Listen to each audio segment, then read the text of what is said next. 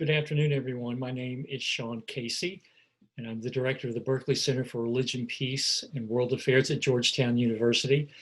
Thank you for joining us for today's program, Listening to Black Clergy. Our panel today is a remarkable cast of accomplished, astute, theologically and spiritually deep African-American clergy from whom I've learned personally very much over the many years of our respective friendships. I think it's going to be a very rich hour together. Before we start the panel, first a few housekeeping notes. Please keep an eye out for more programs related to race and anti-racism in coming days. Next up will be a panel late in July entitled Listening to Black Women Scholars. You'll find a tab that will take you to a repository of many interesting blog posts with a multitude of scholars writing on a variety of topics related to race, as well as a collection of videos from our recent programming related to anti-racism. As always, you can sign up for event notices on our Berkley Center website, so go there if you're not a regular subscriber. This webinar is being recorded, and the recording will be posted in the next few days on the Berkley Center website. If you are registered for today's event, you will also receive an email with the video when it becomes available. In the last 15 to 20 minutes of today's discussion, we will pivot to questions from the audience.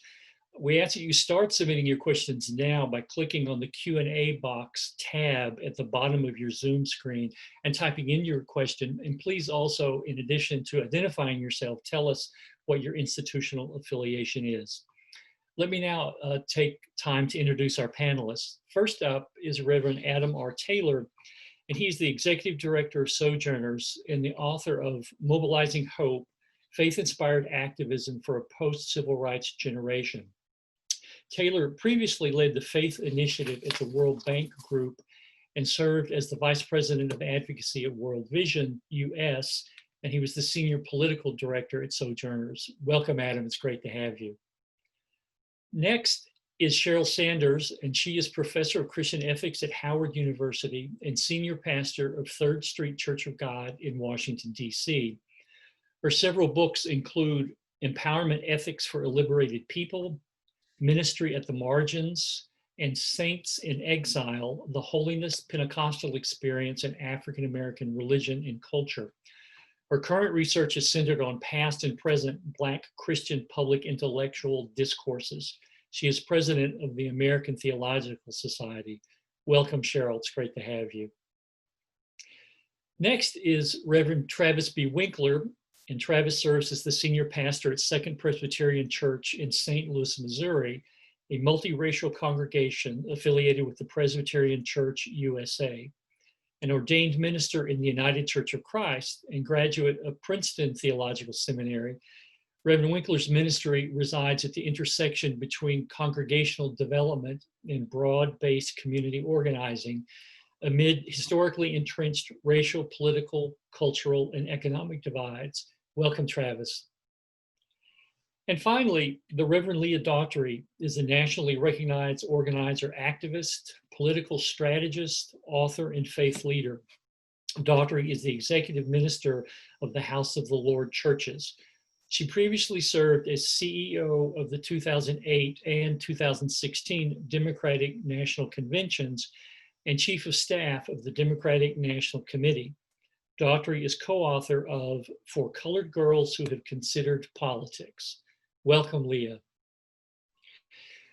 We could spend the whole hour simply reciting all of the specific events, people, issues, politics, and organizations related to race and anti-racism of just the past few months in our own headlines. So I'm not going to try to run that list.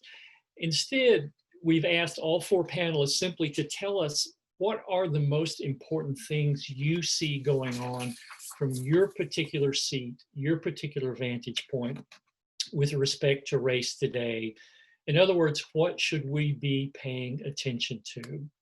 So Adam Taylor, let's start with you. What do you see going on from your location here in DC?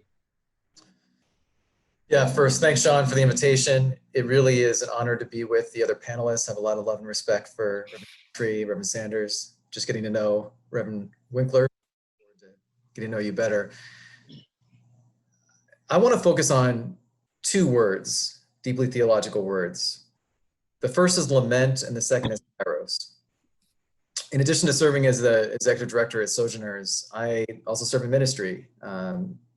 Was ordained within the American Baptist Church and Progressive National Baptist Church, and serve at Alpha Street Baptist Church. And I am, as I think many of us are across the country, but particularly within the Black community, experiencing a profound sense of lament. And I'll just kind of make this real because I'm literally experiencing in this moment. I found out just a couple hours ago that one of my dear mentors, who was the father essentially to my college chapter, Mu Alpha chapter of Alpha Phi Alpha Fraternity Incorporated at Emory, died of COVID. Yesterday, he was a judge, one of the highest ranking judges and certainly African-American judges in the state of Georgia, and lost his life to COVID. And the reason why I think lament is such an important place to start is lament is not just about grief. It is also about crying out to God because we can be angry about the times we're living in. It is about truth telling in terms of how we've gotten here. I think one of the things that is important to emphasize is that we're dealing with a pandemic within a pandemic. The COVID pandemic, which is laying bare pre-existing conditions of structural racism that are contributing to African Americans being 3 to 4 times more likely to be infected with COVID, and is up to 6 times more likely to die from COVID. And so even before the horrific murders of Ahmaud Arbery and Breonna Taylor and George Floyd and so many others, we were in a state of lament, a situation of lament. Lament is like the blues. It literally is how we share our anguish and our agony, but there is redemption in lament, there is transformation in lament, and I think it's important that we take the time to lament. One of the initiatives that Sojourners led when our nation was approaching that tragic milestone of 100,000 COVID deaths, we organized interfaith services around the country and partnered with mayors to really try to make sure our nation pressed the pause button and really reflected on how we've gotten to this moment, and to really honor the lives of those we've lost. And I don't think there's been enough of an opportunity for both individual and collective mourning and ultimately lament. The other word that I want to focus on is kairos. I learned a lot about kairos when I had a chance to study abroad in South Africa in 1995. It was really a transformational experience.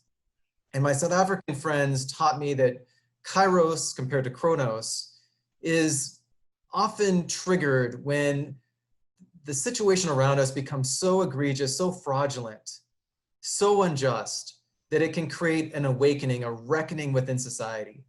And ultimately, kairos is God's prerogative. So we can try to be prepared for it. We can't always predict when it's going to happen.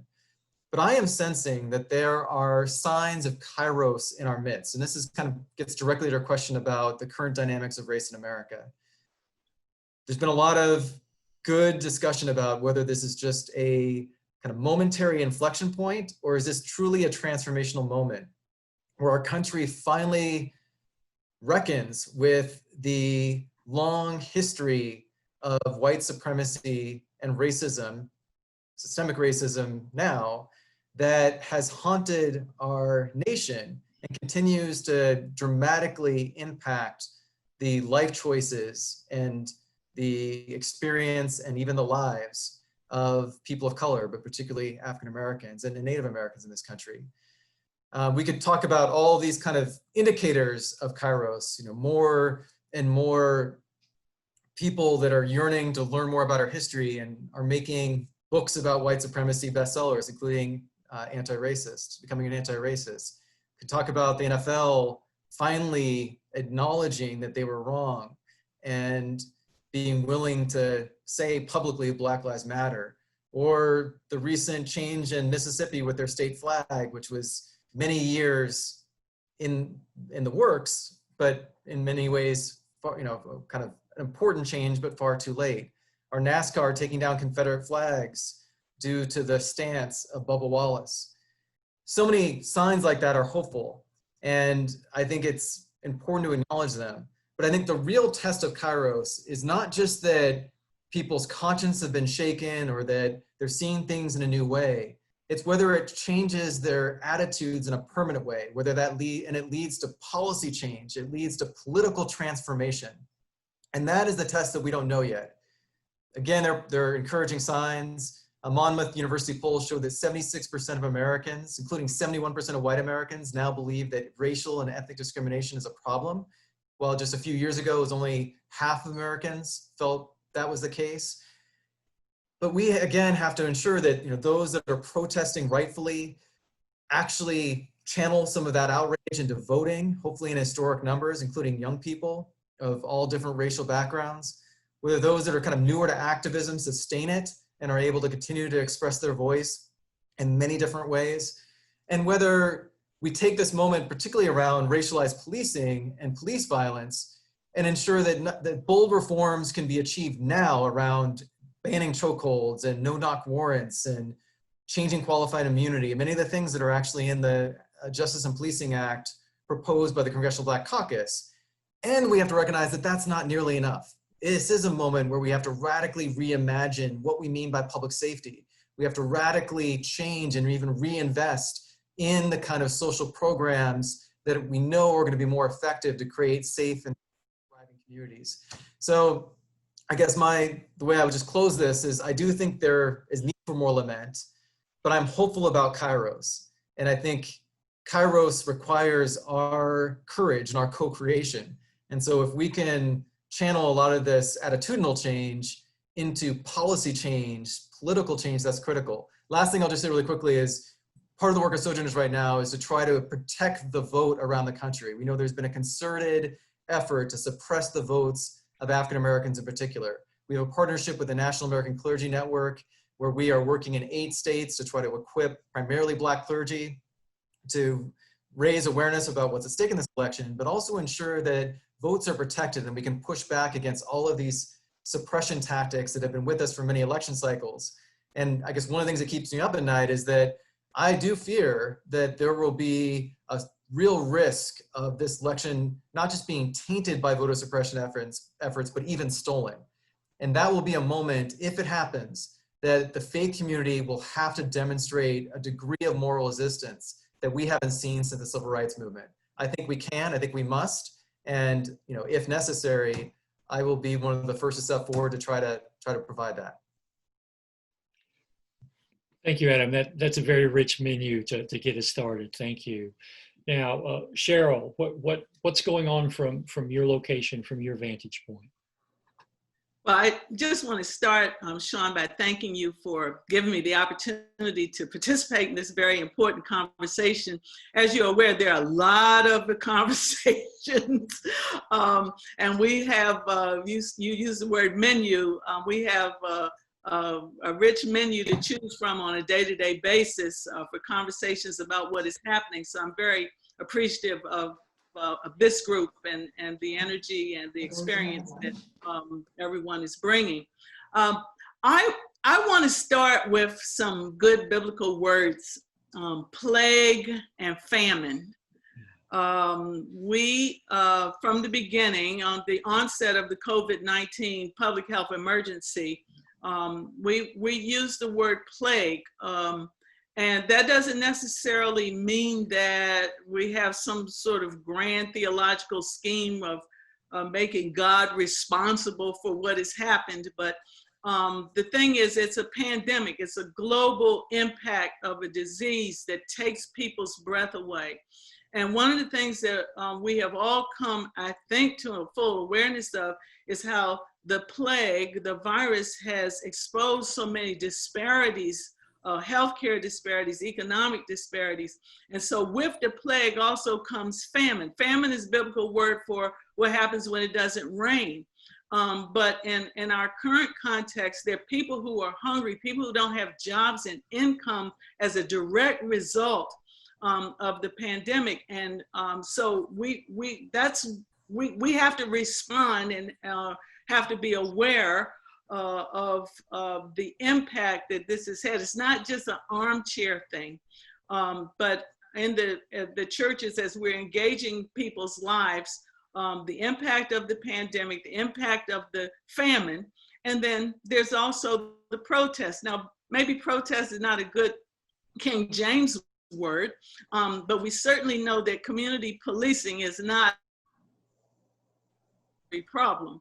If you go all the way back to the Exodus, it was when the Israelites began to thrive that they became a problem, and the policing of the midwives and the imposition of slavery. These are narratives that we have from the scriptures that we see, if we bring a prophetic perspective, we see are being played out in our own time.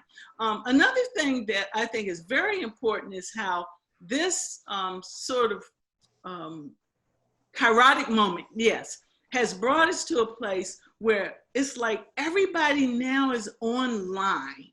I mean, we're forced to doing online ministry, virtual worship, virtual prayer, and coming together. The whole George Floyd scenario doesn't happen without the video and the live streaming and the posting of social media.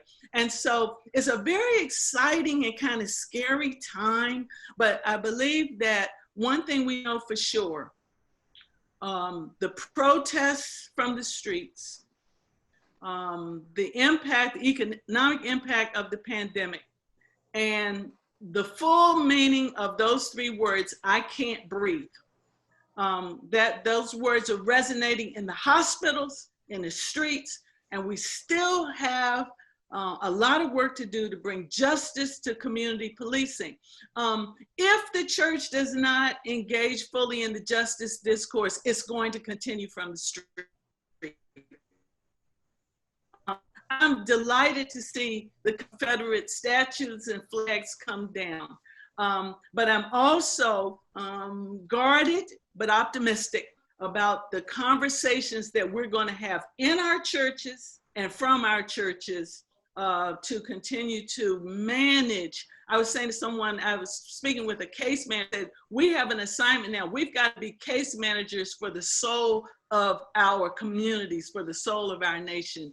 And that's a big task, but prayerfully we'll be able to engage and grow and learn and teach one another how to take better care of our communities and ourselves. Thank you, Cheryl. You've added to the menu of great, deep topics. Thank you. Travis, you're our only panelist who's not here in Washington. So from your vantage point in St. Louis, which is a wonderful city, many hours spent there in my childhood, please tell us, how do things look from where you are? Well, good afternoon. It is an honor to be part of this conversation with you all today. Thank you, Shaun, for the invitation. Adam, let me begin by saying I'm sorry for your loss today. What I am currently seeing regarding the dynamics of race in St. Louis is both a moral reckoning to confront a history of racialized violence in this region, coupled now with a lack of effective local political leadership. The killing of George Floyd in Minneapolis, sadly, is not a new horror to citizens of St. Louis. The death of Michael Brown 6 years ago laid bare locally much of what communities are now dealing with nationally, especially as it pertains to entrenched racial inequalities, disparities, and reimagining public safety. As such, I see St. Louis as a kind of local parable, highlighting the possibilities and also the challenges involved with addressing systemic racism in this moment. The new possibility that has occurred here since George Floyd's killing is a new broad swath of condemnation that manifest in protests, not only in the city of St. Louis, but also in rural communities adjacent to the city and largely white suburban communities in St. Louis County, cutting across the conventional polarized left-right divide.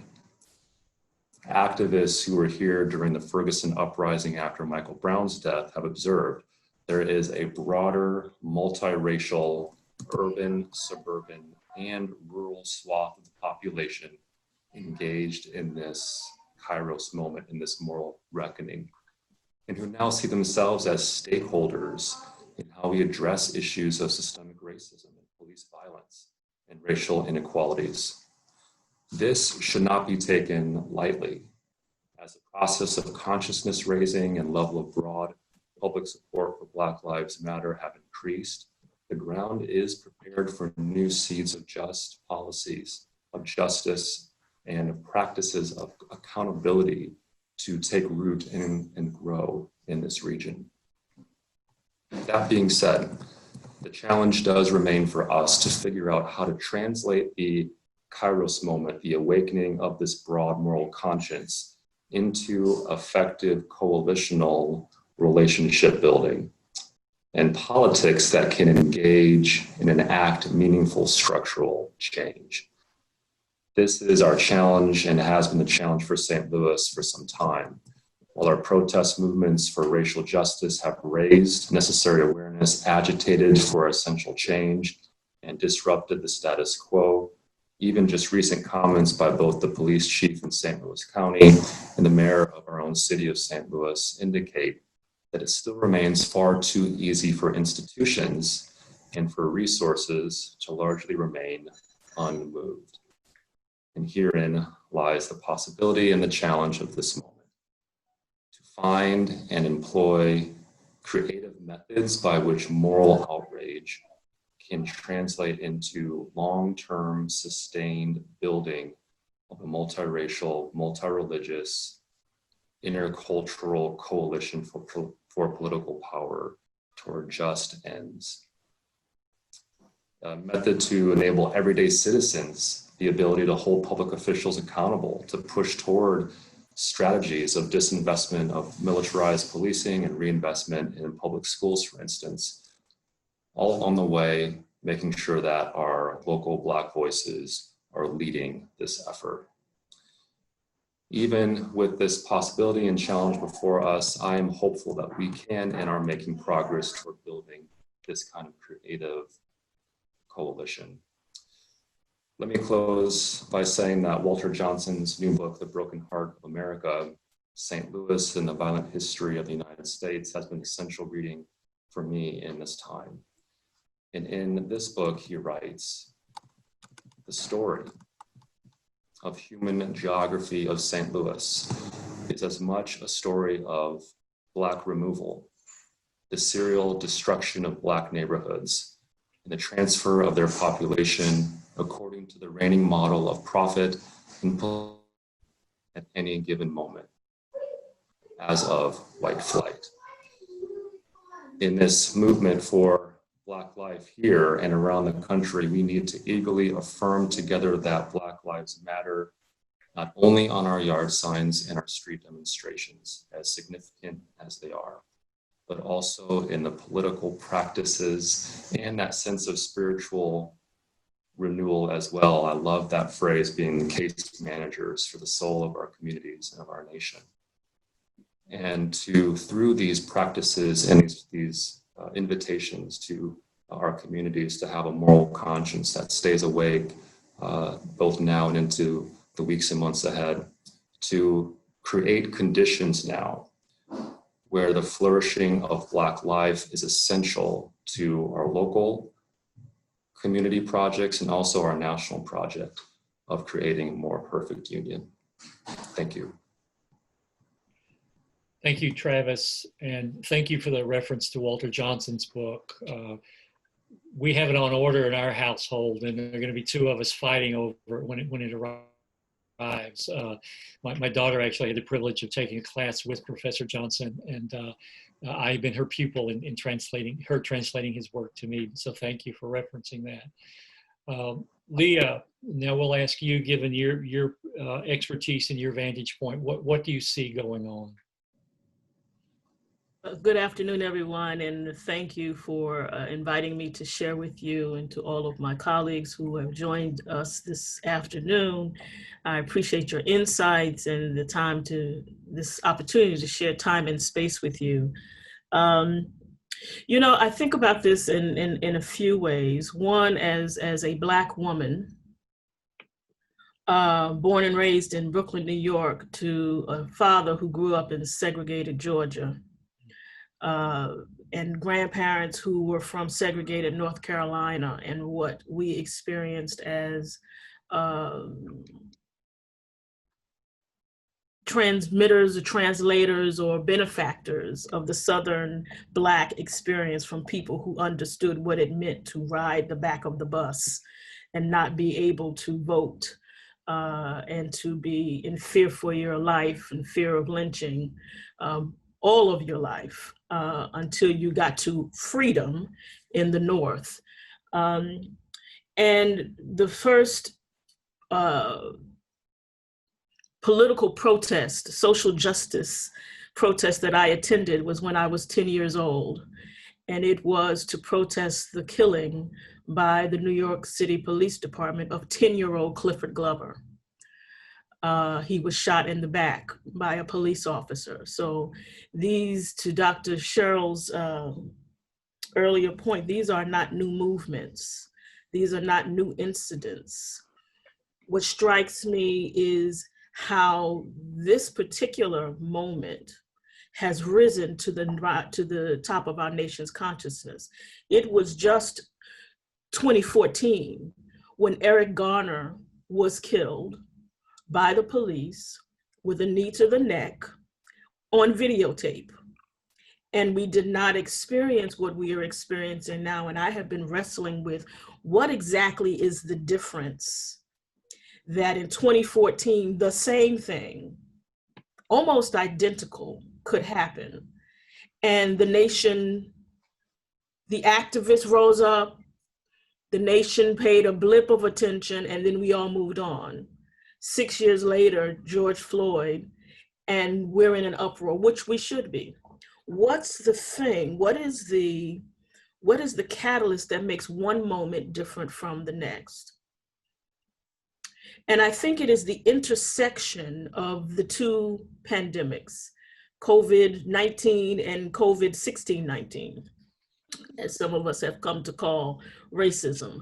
And the intersection of the two, where for several weeks prior to George Floyd's video, we were sheltering in place, allegedly, but we were still seeing these rising numbers, people literally losing their breath and disproportionately being Black and brown. But we were in our daily lives arrested in a moment in time, almost in a suspended state of animation, as our lives stopped.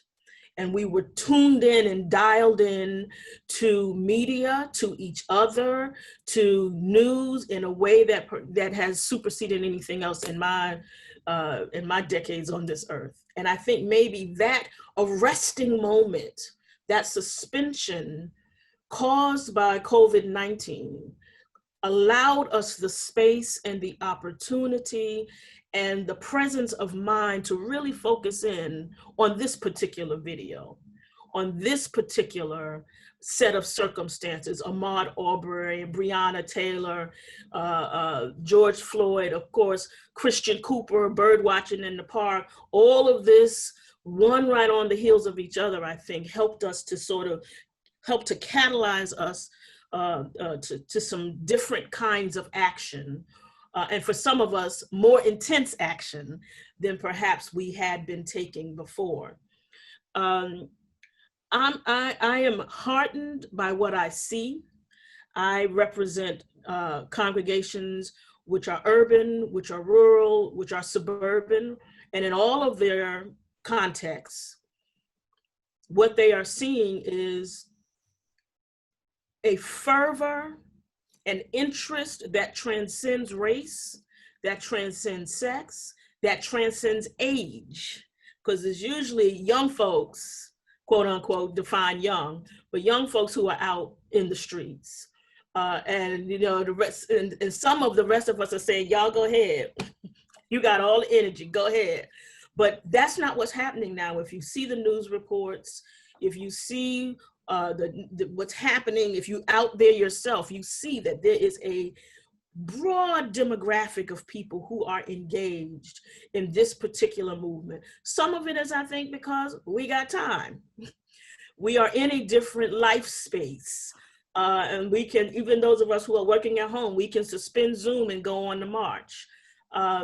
There is also, I think, a sense of urgency because of the pandemic, because of the third pandemic called Trump, which is coming, which is overlaying a lot of this, which gives us the sense that we have got to change something. And this may be the moment to exact degrees of change. I'm not convinced that everything's going to change. Of course, with God, nothing is impossible, but I think this is the time for significant change. It is also, I think, for us as faith leaders, an inflection point for the church. And by that, I mean, it is a time for the church to decide, what does church mean and what does church do? I think for many folks in the Christian church, the building represented the church. And in that sense, the building had become an idol in our lives. And if the building can't be opened, then all activity must stop. And we really had to redefine for ourselves that the church is not the building. The church is the people. And how do we do and be church separate and apart from our building? I have a minor concern now that as we've all moved to virtual church, that we will make virtuality the new idol. And we will forget our own privilege and forget that everybody doesn't have the internet. And by being solely virtual, there are many people who cannot participate in the life of the church, the people, the life of the church, the community, returning citizens who don't have access, people who are various poverty levels. As you know, I do a lot of work in rural America and Appalachia, where there is no internet service. How do people, I'm convinced that some of the reasons the rates are so high in those places is because they have to gather. There's no Zoom church in the hollers. It's not happening.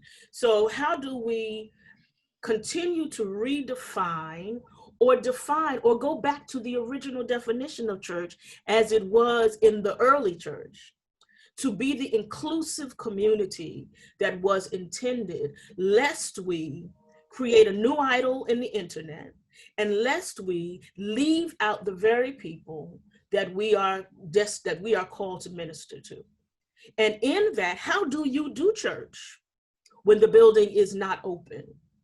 How do you push the people of God, who we are called to care for a broader definition than worship on Sundays, to understand and to accept their call to be in the streets if you are bodily able, if you are healthy enough, to demand justice and to work for justice in the places where you are, where you can, and to do the ministry of the gospel, which includes pressing for justice, feeding the sick, healing folks, and all of these other things, so that we don't get stuck into how good was my Zoom service on Sunday. And that is the sum total of what it means to be a Christian, that I showed up in somebody's virtual church on Sunday and we forget the rest of the gospel. I think I'll stop there. I think I've added to your menu. No, you have. Thank you, Leah. So I hear a number of intersecting themes. And again, I'm not going to try to summarize that, but let me throw the question to all four of you. What responses, what intersections do you see to talk to amongst yourselves? What are the comments you want to offer, questions you want to pose for one another?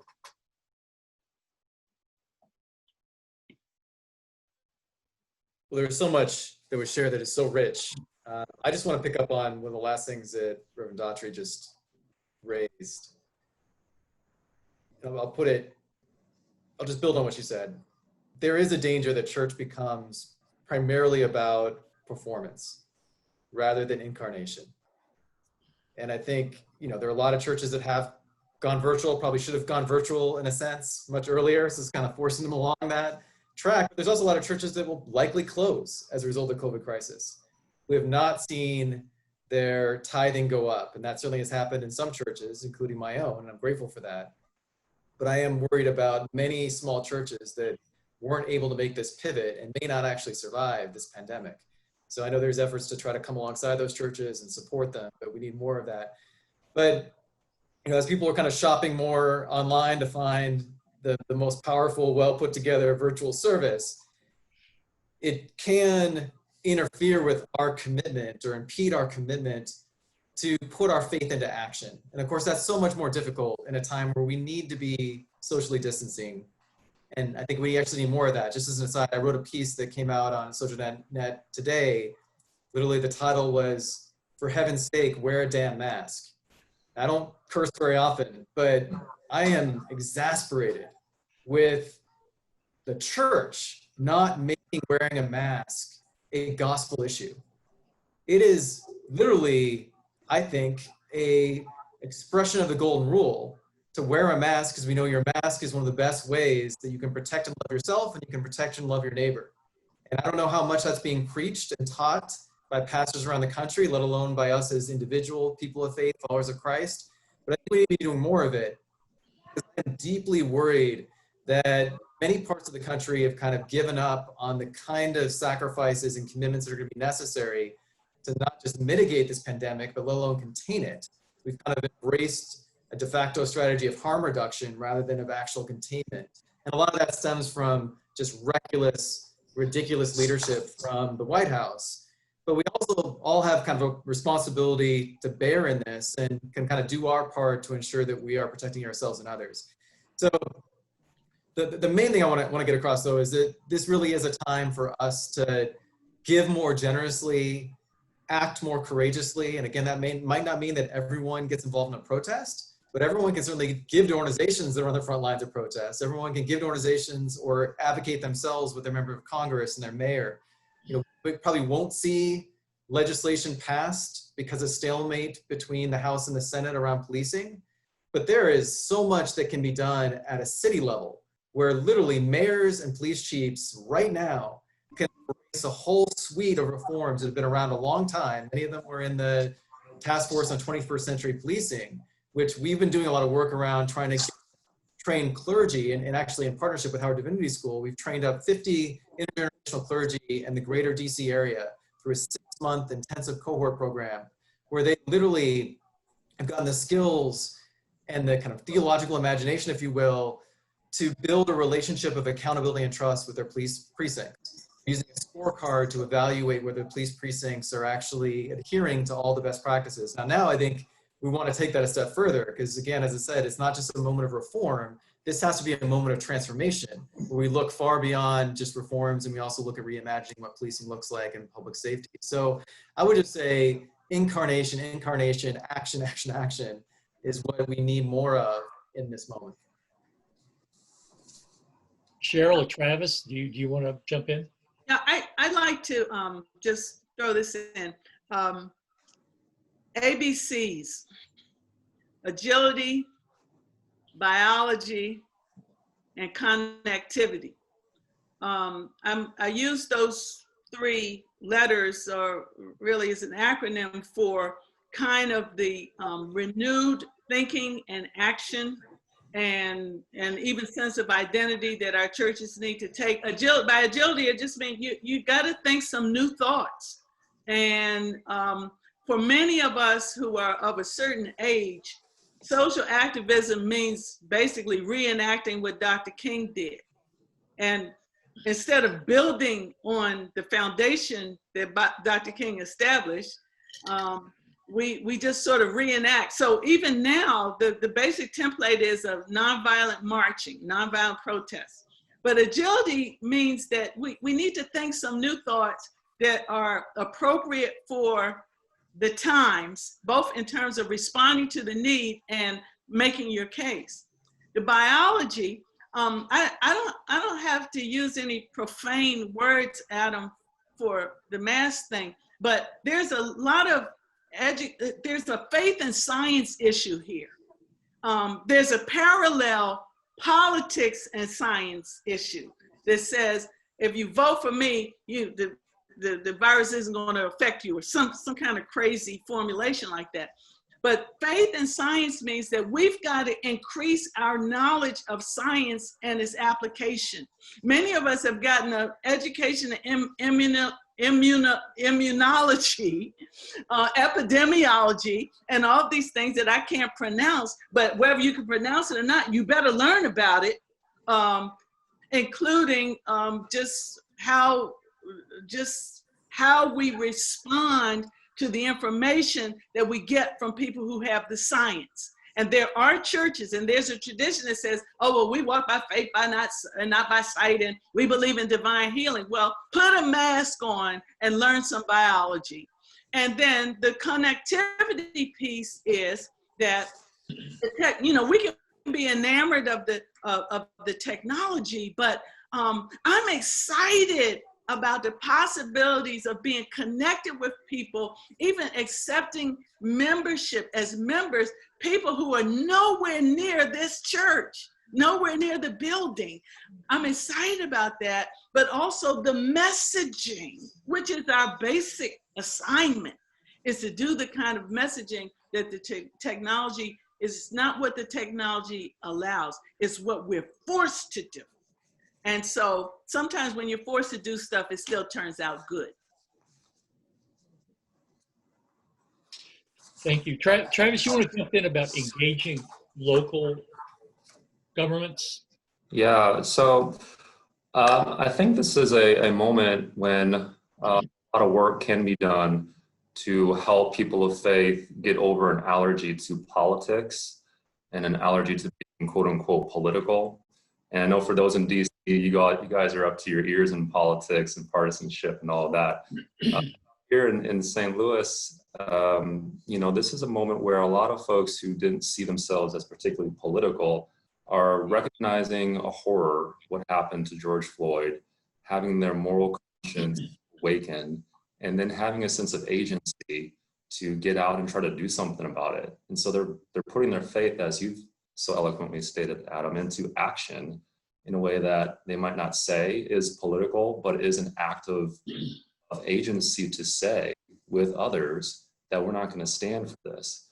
And so for us here, in terms of structural reform and thinking about the next steps to reform and reimagine our policing and our public safety infrastructure, the link between that awakening and bodies on the street, even in this COVID moment, with all the precautions we're trying to take, must translate into continued education and examples of everyday folks being able to see concrete wins come out of these protests. So being able to say, because we got on the street, because we flooded the mayor's residence, because we flooded City Hall with our presence, through those public actions, we were able to reallocate X amount of money from the police budget to our local St. Louis public school, which has been disinvested in for generations. And to be able then to create a sense of transformational impact that can manifest in real fruit that has reinvestment of predominantly African-American neighborhoods that have been disinvested in for so long, I think is one of the real opportunities of this moment here in St. Louis, at least. Thank you. We can keep our inner dialogue going for hours here, but we do have a number of questions from viewers. So let me pivot now with about 15, 16 minutes left to the list of questions here. And I'll just simply read these, and anybody of the four who want to jump in, please feel free to do so. Fazia Dean writes, how can we move forward if all the well-intended groups are working in silos? How can we get better at collaborating and sharing relevant factual information in order to create a more forceful movement to bring about policy change?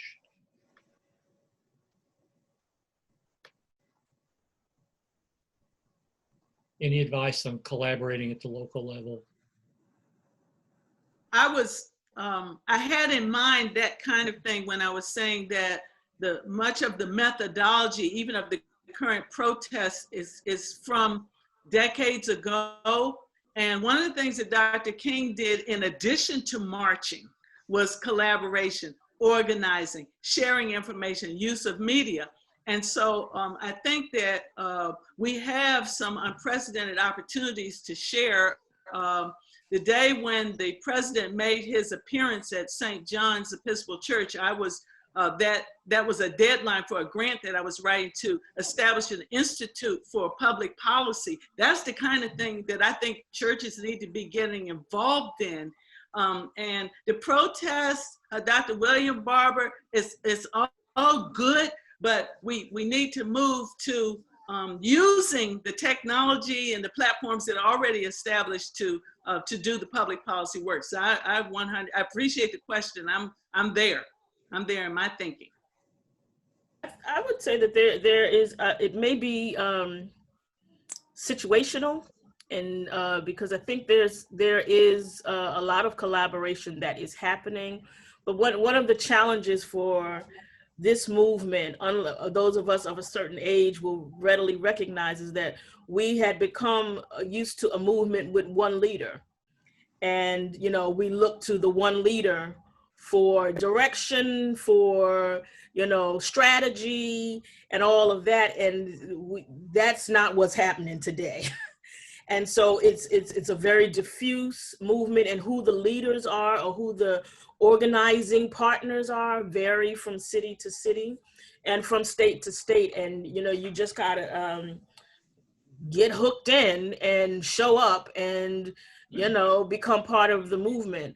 I'm pleased to be part of two organizations that I know are doing a lot of collaborating. One is Black Church PAC, where we are organizing clergy across the country to do voter education mobilization. We are having weekly conference calls now where we are bringing people into our network, and there are hundreds of people that join, clergy people who join us every week looking for a way to be engaged and involved. And then I am the newly elected chair on Monday of the Samuel DeWitt Proctor Conference, which is a social justice advocacy movement that is doing just the kind of public policy strategy, and we are in turn partners with any number of other groups. So I think there's a lot of collaboration. It may not look like what we've been accustomed to collaboration looking like.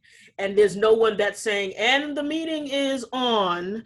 You know, it's almost sort of the African drum methodology of you just gotta be tuned in. And if you're not, find somebody who is and join and go to a march or rally, find out what's going on and just join in. There's no, collaboration looks differently than it has, I think, in the past. If I could just add really, really quickly. One, congratulations, Reverend Daughtry. I'm a big fan of Proctor. I'm a Proctorite for a long time. I really like how she emphasized the movements of tomorrow, even of today, are leaderful. It really is about a much more diverse, younger set of voices. I mean, I even feel old at 44. And so I think we really have to work hard to continue to hand the mic and support and amplify the voices of a lot of younger, more diverse leaders. I also think there's different roles for different people. And I think there's a little bit of a danger right now about a real generational divide. I think we're seeing that in part with the kind of call to defund the police, who some people are reducing or mischaracterizing as abolish the police. And that's not to say that some people don't mean that, but most people that I talk to that are activists, when they say defund the police, they really mean a radical reimagination of the police. Yes, they also mean diverting funds from traditional policing practices, particularly those that are harmful, to other social services and things that fight structural racism. But I think we have to work hard to not allow these kind of binary choices and false divisions to splinter what is becoming a much stronger growing movement. It certainly started many years ago from Trayvon Martin and then the creation of Black Lives Matter all the way up to the present. But to sustain this thing, we've got to realize there's going to be different roles, and we may not agree on every policy solution, but the overall goal is something that we have to be unified around. Absolutely. In your seminar, Dr. Casey, where I first heard the word coalition at Wesley Seminary in DC, and I think that is such a necessary antidote to all this clear and obvious polarization that we all are so aware of. But to be able to find a moment right now to build an uncommon alliance with someone or an institution, you know, quote unquote, across the aisle. But to be able to say, we're going to partner to get this done. You know, we're going to partner with, for instance, Republican Senator Roy Blunt in the state of Missouri to push for the enactment of the consent decree as, you know, a federal move to ensure that we have more accountability of policing. And to do that from folks who are across that left-right divide, urban-rural divide, I think this moment is ripe for that. But it is, as someone mentioned already, the silo effect continues to pull us into very specific lanes. I think we had to kind of push back against that and try to find some alliances that are uncommon in these days to get some real work done. I would simply add too, I think there's a duty for activists to help governments develop more responsive mechanisms, because there are a lot of mayors, there are a lot of governors, there are a lot of senators who are very uncomfortable around religious folk and religious communities, and they might let you into the entryway, but they're not going to let you necessarily in to the policymakers themselves. And there's got to be some, I think, earnest, permanent lobbying to simply let your voices be heard, because a lot of our governments don't know how to build that connectivity. So I thank you for that, Travis. Let me go back to our list of questions here. Somebody asks Adam about your scorecard. Can you say more about that, and can you point folks to perhaps a website or a link that explains more about what that is and perhaps how they might be able to use that tool? Yeah, no, thanks for the interest. So if you haven't seen or read the Task Force on 21st Century Policing, I think it's a really important document to read. It was based on a task force that President Obama put together a couple of years before he left office. It brought together heads of police departments, very kind of well-regarded police experts, criminologists, activists, and others. And they basically looked at what actually works, what has been working around the country to both make communities safer and to improve community policing and reduce police violence and basically increase police accountability. And so they found a whole series of best practices that are all evidence-based that got put into this report. And many police departments, you know, around that time, 2014, 15, started to adopt many of these policies. Then many precincts literally were investigated by the Justice Department and entered into consent decrees to address many of these systemic issues. Sadly, tragically, one of the first things that former Attorney General Jeff Sessions did is he basically pulled the plug on all those consent decrees across the country. And so the leadership of the federal government was no longer being applied to work with and hold these police precincts accountable. So what we did is we took those recommendations and we converted that into a scorecard. And it includes a lot of things around the use of body cameras, de-escalation training, a lot of things you're hearing about in the news now. But there are concrete things that any person of faith and clergy member can essentially evaluate their police precinct around and then work with them to try to ensure they start to adopt these over time. Now, you know, obviously police precincts are in very different places in terms of where they are in this continuum of accountability and responsible, honorable policing versus, you know, racialized policing and police violence. But I think the main point, the main opportunity now is we have the attention of many police chiefs and many mayors. And so there is a real opportunity to try to hold them accountable and work directly with them. I can't you know, give you a link to share the scorecard, but for those that are interested, you can email me directly. I don't always give out my email, but I will right now, but it's ataylor@sojo.net. And I can get you in touch with the head of our program, Reverend Terrence McKinley, and he can provide a lot more information. We don't have a website for it yet because we did this pilot program in the District of Columbia region, but our goal now in the fall is to start replicating this effort all around the country. So pretty soon we will have a website and we'll be able to share this more formally. But if you do want to learn more and get involved, just email me. Thank you, Adam. That's incredibly helpful because I think sharing these new initiatives that can be replicated, I think is really fuel for the kind of movement and organizing that all of you have been talking about. I have a question here from AW1133. So AW, whoever you are, I'm sorry I can't call you out by name. When it comes to racism, a primary key to equality is economic equity. How can the faith community encourage economic equity in their communities and society at large?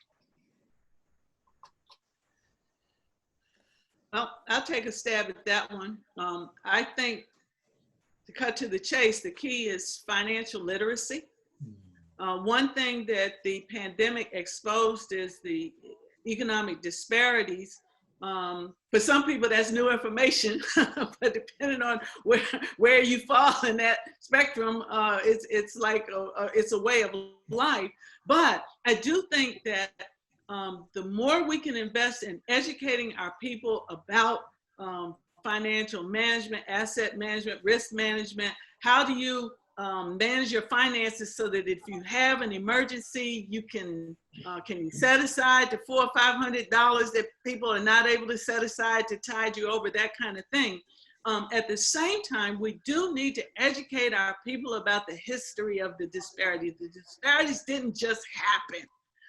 It's a consequence of the 1619, the COVID 1619. I mean, the system intends for the disparities to persist. And so one thing we have to do, well, two things. You have to educate people about how to manage their finances, and then you have to go for the jugular in terms of the systems, the barriers, the injustices that are inherent in the system, to challenge those things and to educate people about the politics and the economics of thriving.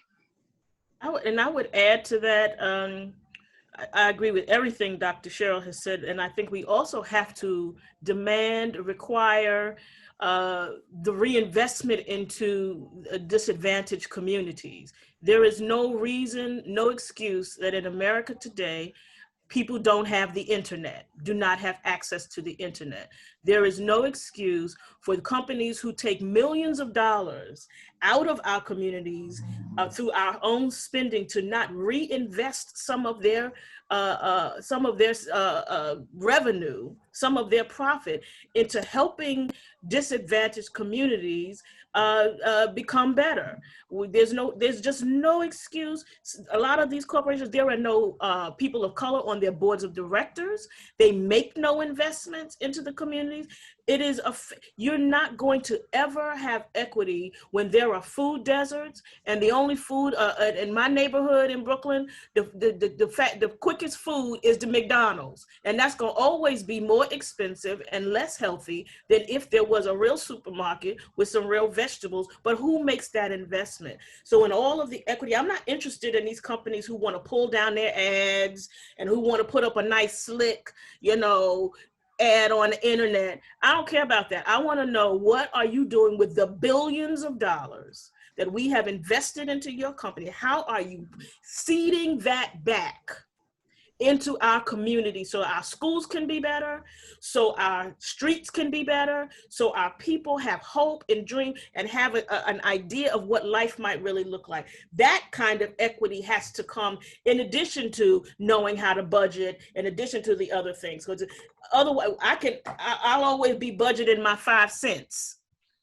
And I need to be at the level of white America, where I have a savings account that matches what the average is for them. And that only happens through reinvestment in our own communities. And reparations. Yes, I want my money. Pay me back. Can I just mention one thing really quick? Sure, please go. Promise. If all of you have not seen or read the recent piece, this was in the Sunday New York Times, called "What Is Owed" by Nicole Hannah-Jones. She was the principal author of the 1619 project, or kind of coordinator of that. It is fire. It is so important right now. I think it is one of the best articles I've read that summarizes what this moment is about and how it's connected to our history. Maya Angelou once said, "You can't know where you're going unless you know where you've been." And so I just highly recommend folks read this article. It's a long one, but it's worth the read, and share it with others. She's the author of the 1619 series, right? Which is excellent. Right. That's right. So I have to be the bearer of bad news here that our time is almost up. So three final notes. First of all, thank you all for just a fabulous discussion. Secondly, I will try very soon to extort a pledge from all four of you to come back, because we haven't even cleared our throats on these issues. We've built a menu, and I want you to come back and help us explore that. So thank you, but also look for that email from me very soon about trying to get the panel back together.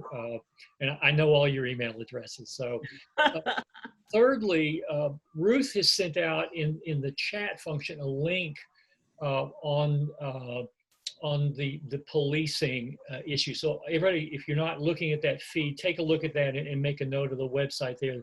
And perhaps we'll put that up too in the email we sent out announcing the video is done. But finally, thanks to all of our viewers, and please do stay tuned for more conversations. And again, thank you, Cheryl. Thank you, Adam. Thank you, Leah. And thank you, Travis. I wish you all the best and blessings in your own ministries. And we will get you back together again. But thanks, everybody, for joining us. It's been a great hour.